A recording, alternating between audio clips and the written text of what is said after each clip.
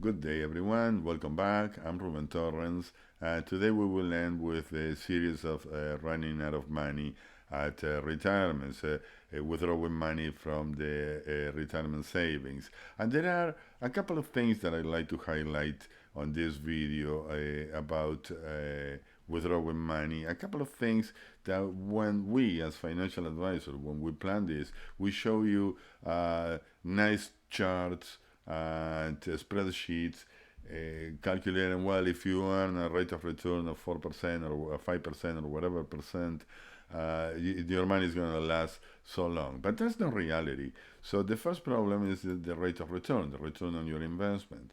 Okay, the return on investment they will calculate is constant. If we save 4%, it's 4% every year. But that's not reality. That doesn't happen in the market. We will see what the impact is. And the other one that we cannot predict, is impossible to predict because it's also in the future, is inflation. And I know it's hot right now. Everybody's talking about inflation these days, especially after the pandemic. But inflation is really nasty and can eat our money away. And these are the two things that we're going to take a look at. So let me show you how that works. Before getting into withdrawing, let's invest the money because if we don't have the money, we cannot withdraw it eventually. So let me show you what happens with predictions. Like I'm going to use here a sample of 8 years. And with a rate of return, a normal rate of return on the markets, I chose this number. These are not real numbers from the market.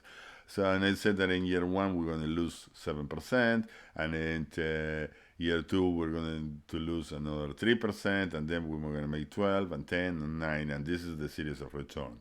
If we add this all together, if we put them all together and we work on an average, it's an average of 4%. So the amount invested eventually is going to grow or decrease at the rate of the return on investment. I'm here. And at the end of the 8 years, when we get the last 7%, the end of the year number 8, beginning of the year number 9, we will have $134,000.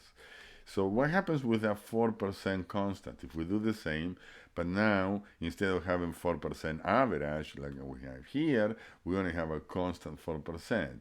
Well, it's going to increase consistently, but at the end of the 8 year period, in this example, the amount that we have, it happens to be higher. It's $2,500 higher than the real amount, that the real market returns. So what it shows this is that when we decide to have an average and make an illustration with an average, which is good because it gives us a good idea, it doesn't give us the proper amount. So it needs to be taken care of at least once a year. While we are investing, minimum, preferably two, but minimum once a year, we should be meeting with a financial advisor and taking a look at what's going on with our investments and what happened in the prior year.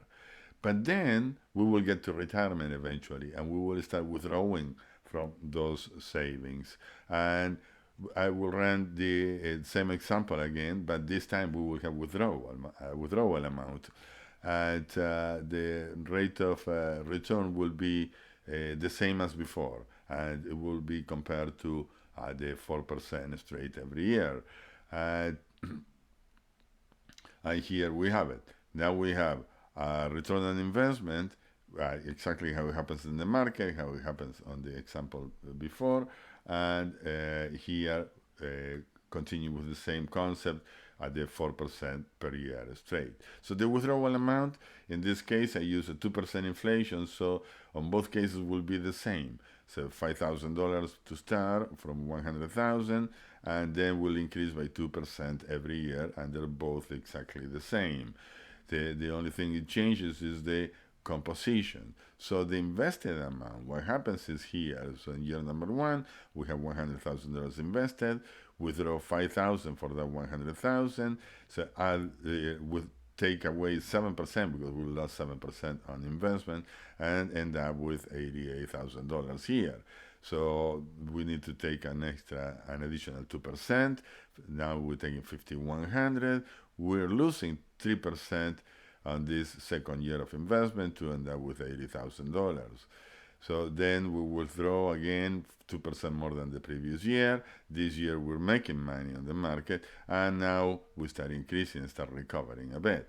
Instead, here, with the 4% every year, which is the same thing, 4% average, we will end up at the end of the 8-year period. And this is only 8 years. Retirement is not only 8. You're planning for retirement minimum for 20 years into the future.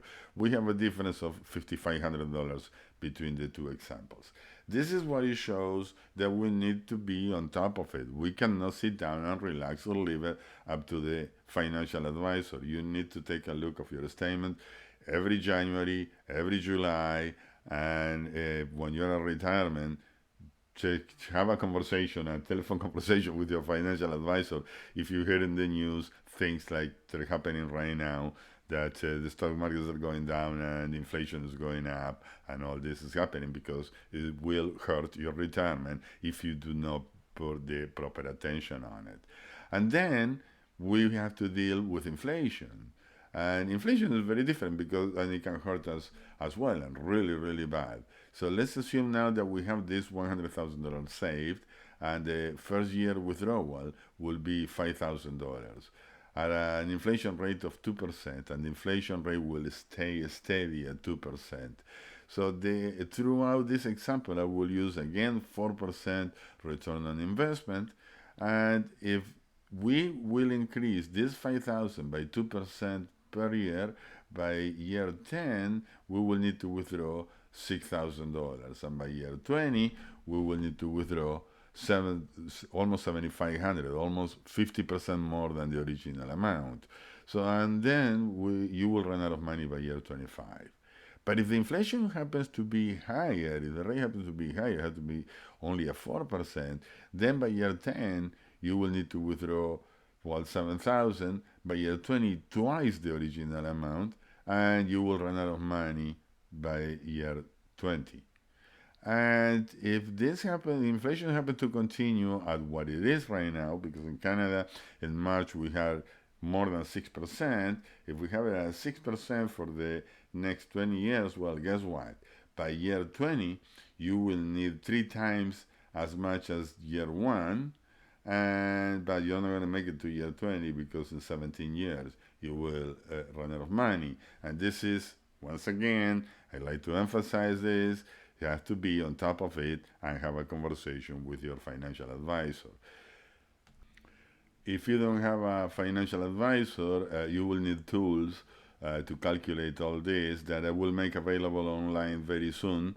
I'm working now on a website with all these tools for you to be able to run your own calculations, and in the website there will be videos explaining how to work that out. So please subscribe to the channel, make sure that you don't miss any future videos.